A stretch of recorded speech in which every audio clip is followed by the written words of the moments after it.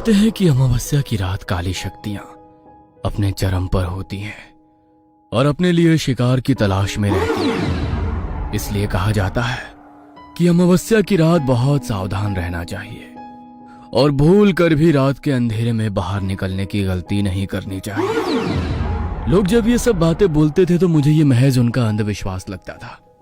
मुझे भूत प्रेत और उनसे जुड़ी कहानियों पर कभी विश्वास नहीं होता था।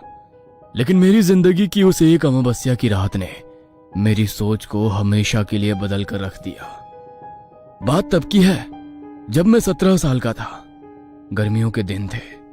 हम सब नानी के घर पर सीतामढ़ी रुकने गए हुए थे, जो बिहार में बसा हुआ एक छोटा सा गांव है। मैं, माँ और हमारे साथ मेरा छोटा भाई नितिन और छोटी बहन नीति भी थी। शाम के समय हम सब मिलकर घर के आंगन में खेल रहे थे। तभी मामी अपने हाथ में एक पूजा की थाली लेकर आई। उन्होंने घर की चौखट के बाहर जाकर दीवार और दरवाजे पर हल्दी के कुछ टीके लगाए और अपने हाथ पर हल्दी लगाकर दीवार पर उसकी छाप लगा दी। मुझे कुछ समझ नहीं आया तो मैंने मामी से पूछा, अरे मामी, ये आप क्या कर रही हो?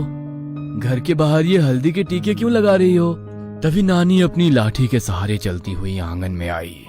बेटा, आज रात अमावस की रात है। गांव में आज की रात काली शक्तियां भटकती रहती हैं, इसीलिए घर की सुरक्षा के लिए सब गांव वाले अपने घर के बाहर ये हल्दी के टीके लगाते हैं ताकि किसी भी काली शक्ति का साया घर पर ना पड़े। क्या नानी, आप भी? दुनिया कहां से कहां पहुंच गई है और आप अभी भी इन मनगढ़ंत बातों पर विश्वास करते हो? शहरों में तो कोई ऐसा कुछ नहीं करता, लेकिन फिर भी वहाँ ऐसा कुछ नहीं होता। लेकिन ये गांव है बेटा, यहाँ पर ये सब चीजें बहुत आम है। चलो अब तुम अंदर जाओ और सुबह होने तक अब कोई भी घर के बाहर नहीं निकलेगा। मुझे उस समय उन सब की बातें मंदगढ़ंत लग रही थी, लेकिन मैं बड़े लोगों से बहस भी क्या करता, इसलिए चुपचाप अंदर कमरे में चला गया। मामा जी भी उस दिन सूरज ढलते ही घर आ गए।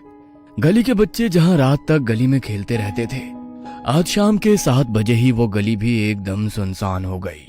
गांव के लोग भी ना कितने डरपोक होते हैं। अमावस्या की रात की फालतू अफवाहों से सब अपने घरों में छिपकर बैठ गए। नहीं समीर भैया, ये सब अफवाहें नहीं है। गांव के बहुत से लोगों ने अमावस की रात को चुड़ैल, प्रेतों और डायनों को गांव में भटकते हुए देखा है। और हमारे घर के सामने वो जो पीपल का पेड़ है, सतीश काका ने तो पिछले साल अमावस की रात को उस पेड़ पर चुड़ैल को देख लिया था। उसके बाद उनकी जो हालत खराब हुई, पूरे 1 महीने में जाकर अपने बिस्तर से उठ पाए थे। अच्छा, तब तो अब मैं भी उस चुड़ैल को देखूंगा। मैं भी तो देखूं वो चुड़ैल तुम्हारे गांव वालों को ही दिखाई देती है या मुझे भी दिखेगी। आज रात मैं छत पर सोऊंगा और देखूंगा कि मुझे कोई चुड़ैल दिखती है या नहीं। वीर मेरे मामा जी का बेटा था। उसने मुझे समझाने की बहुत कोशिश की, लेकिन मुझे तो बस सबको झूठा साबित करना था। इसलिए मैंने छत पर सोने की जिद बांध ली। देखो भैया, मैं नहीं चाहता कि आपको कुछ हो। अगर आप मेरी बात नहीं मानोगे तो मैं सबको बता दूंगा, फिर कोई आपको छत पर नहीं जाने देगा। वीर की इस बात से मैं समझ गया कि अगर इसके सामने मैं छत पर गया तो कोई मुझे छत पर जाने नहीं देगा। अच्छा ठीक है, नहीं जाऊंगा मैं छत पर, तू निश्चिंत रह। मैंने वीर को ऐसा विश्वास दिलाया और उसके साथ कमरे में जाकर सोने की एक्टिंग करने लगा। उसी कमरे में हमारे साथ मेरा छोटा भाई नितिन भी सोया हुआ था। थोड़ी देर बाद वो दोनों बातें करते करते गहरी नींद में सो गए। मैंने अपना फोन लिया और चुपके से दबे पांव सीढ़ियों से होता हुआ एक चटाई लेकर छत पर चला गया। मैंने छत पर चटाई बिछाई और उस पर लेट गया। मेरा चेहरा गली की तरफ था। छत पर जो 4 दीवारें बनी हुई थी, उसमें बहुत सारे खाने बने हुए थे, जैसे अक्सर पहले के घरों में बने होते थे, जिससे बाहर का नजारा बिल्कुल साफ दिखाई देता था। रात अमावस्या की थी तो चांद की कोई रोशनी नहीं थी, लेकिन घर के सामने जो पीपल का पेड़ था, उसके नीचे बहुत सारे दिए जले हुए थे, जिन्हें गली मोहल्ले के लोगों ने ही जलाया था। मैं बहुत देर तक एकटक उसी पीपल के पेड़ की तरफ देखता रहा, लेकिन मुझे कुछ भी दिखाई नहीं दिया। तो मैं बोर होकर अपने फोन में गेम खेलने लगा। मुझे छत पर आए लगभग 1 घंटा बीत गया था। रात के लगभग 1:30 बज गए थे। मुझे हल्की हल्की ठंड लगनी शुरू हुई, तो मैंने सोचा कि नीचे चला जाता हूं। मैं चटाई से उठने ही वाला था कि तभी मुझे लगा कि मेरे पीछे से अभी अभी कोई चल कर गया है। मुझे लगा कि शायद नीचे किसी को मेरे छत पर होने का पता चल गया है और शायद मामा जी मुझे बुलाने के लिए छत पर आए हैं। मैं पीछे मुड़ा, लेकिन देखा कि छत पर तो कोई है ही नहीं। तभी मुझे ऐसा लगा कि इस बार फिर से कोई तेजी से चलता हुआ मेरे पीछे से गुजरा है। मैं जैसे ही पीछे मुड़ा तो मुझे लगा कि अभी यहां पर कोई था जो अचानक से कहीं गायब हो गया। मैं हक्का बक्का डर गया। मेरे दिल की धड़कन भी तेज हो गई थी। एक बार तो मैंने सोचा कि मैं नीचे चला जाऊं। मेरी वहां से हिलने की भी हिम्मत नहीं हो रही थी, लेकिन फिर भी मैं हिम्मत करते हुए उठने के लिए मुड़ा। तभी मेरी नजर सामने की सीढ़ियों पर पड़ी। अंधेरे में कुछ साफ दिखाई तो नहीं दिया, लेकिन मैं जानता हूं कि वहां पर कोई खड़ा था। वो कोई परिवार वाला नहीं था। अपने चेहरे पर हाथ रखकर वो अपनी हंसी दबाने की कोशिश कर रहा था, लेकिन उसकी हंसी की एक भयानक आवाज धीमी धीमी मेरे कानों में पड़ रही थी। उसे देखकर मेरे रोंगटे खड़े हो गए। मैं इस हद तक डर चुका था कि मुझे ऐसा लग रहा था जैसे मेरी मौत आज मेरे सामने खड़ी है। मैंने डर के मारे अपनी आंखें बंद कर ली और धीरे धीरे मेरे कानों में पड़ रही वो हंसी की आवाज भी शांत हो गई।